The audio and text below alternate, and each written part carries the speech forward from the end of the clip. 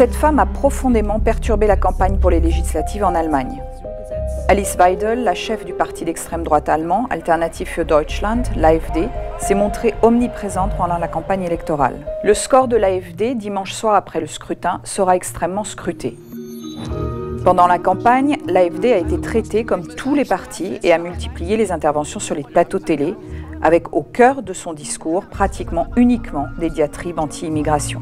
Ils ont aussi été omniprésents sur les réseaux sociaux. L'AfD a investi massivement dans la campagne TikTok, beaucoup plus que les autres partis, ce qui lui a permis de toucher de près les jeunes de 18 à 24 ans. Lors des 3 dernières élections régionales à l'automne, le parti a nettement progressé dans cette tranche d'âge, et ce, au détriment des écologistes, dit Grüne.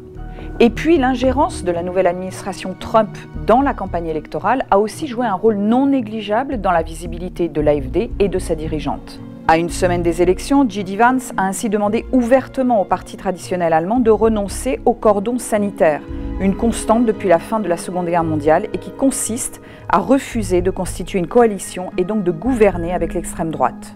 Et en janvier, Elon Musk a échangé plusieurs fois publiquement avec Alice Weidel et a même participé à l'un de ses meetings. Le discours de Donald Trump et de ses acolytes est reflété presque mot à mot dans celui de la dirigeante de l'AfD. Alice Weidel a parlé de remigration de millions d'immigrés, revendique son climato-scepticisme et a multiplié les attaques contre la communauté LGBT+, elle qui est pourtant homosexuelle. Dimanche, l'AfD pourrait ainsi doubler son score obtenu lors des dernières législatives en passant de 10% des voix à 20%. Et ce, malgré une fin de campagne ponctuée de scandales, notamment de corruption. Vous pouvez retrouver toutes les explications dans notre dossier consacré à ces élections allemandes très scrutées par les partenaires européens.